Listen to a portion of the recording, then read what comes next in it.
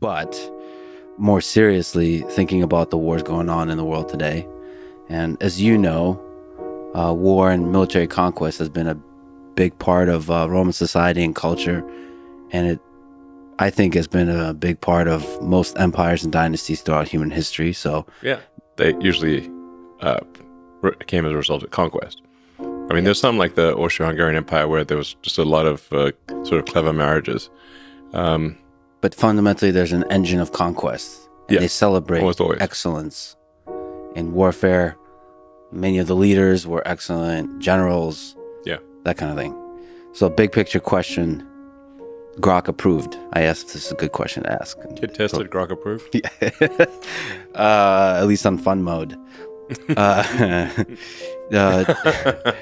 what degree do you think war is part of human nature versus a consequence of how human societies are structured? I ask this as you have somehow controversially been a proponent of peace. I'm generally a proponent of peace. I mean, ignorance is perhaps, in my view, the real enemy to be countered. That's the real hard part, not, fighting other humans. But all creatures fight. I mean, the jungle is you look at people think of this nature as perhaps some sort of peaceful thing, but in fact it is not. There's some quite funny Werner Herzog thing where he's like in the jungle, like saying that it's like basically just murder and death in every direction. I mean, the plants and animals in the jungle are constantly trying to kill each other every single day, every minute. So it's not like we're unusual in that respect. But there's a relevant question here, whether with greater intelligence comes greater control over these base instincts for violence. Yes. We have much more of an ability to control our limbic instinct for violence than, say, a chimpanzee. And in fact, if one looks at, say, the chimpanzee society, it is not friendly. I mean, the bonobos are an exception.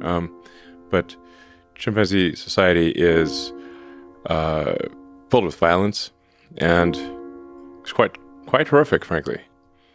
That's our limbic system in action. Like, you don't want to be on the wrong side of a chimpanzee. It'll eat your face off and tear your nuts off. Yeah, basically there's no limits or ethics or...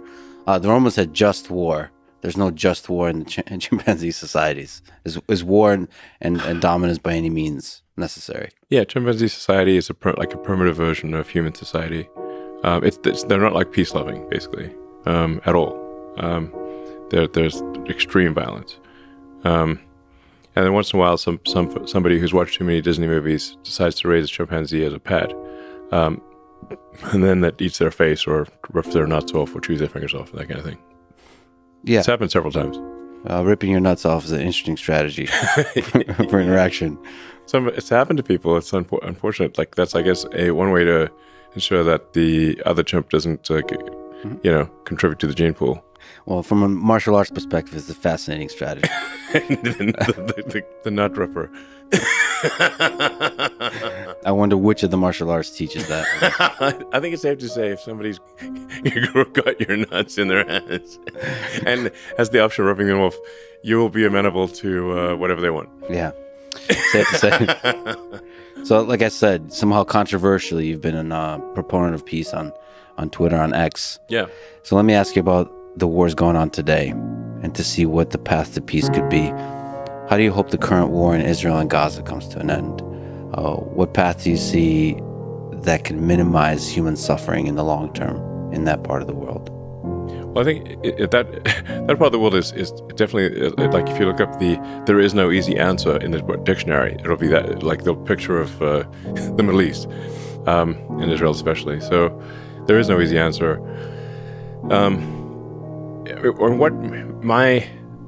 This is strictly my opinion of, is that the goal of Hamas was to provoke an overreaction from Israel. They obviously did not expect to, have a military victory, but they really wanted to commit the worst atrocities that they could in order to provoke the most aggressive response possible from Israel, and then leverage that aggressive response to rally Muslims worldwide for the cause of Gaza and Palestine, which they have succeeded in doing. So the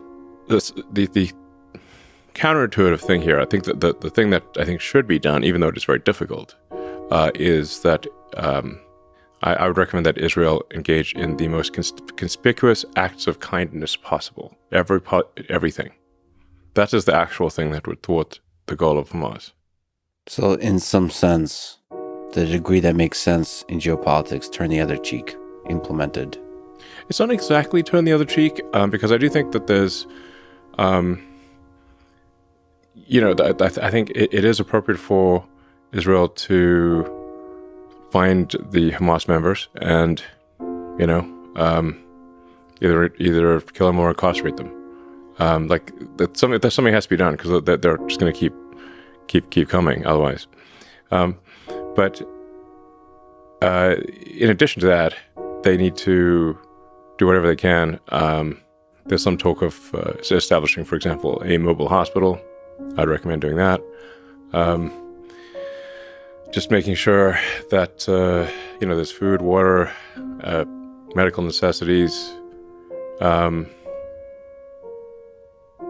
just be over the top about it and be very transparent, so that people can't claim it's a trick. Like, just put a webcam on the thing, all 24/7.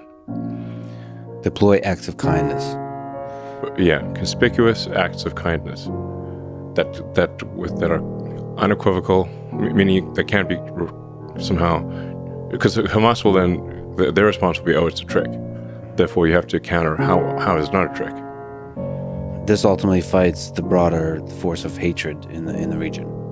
Yes. And I'm not sure who said it. It's an apocryphal saying, but an eye for an eye makes everyone blind. Now that neck of the woods, they really believe in the whole eye for an eye thing. But I mean, you really have, if you're not going to just outright commit genocide, like against an entire people, which obviously would not be acceptable to really shouldn't be acceptable to anyone, then you're going to leave basically a lot of people alive who subsequently, hate Israel. So really the question is, like, how, for every Hamas member that you kill, how many did you create? Mm-hmm.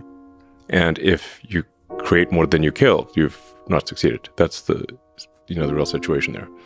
And it's safe to say that if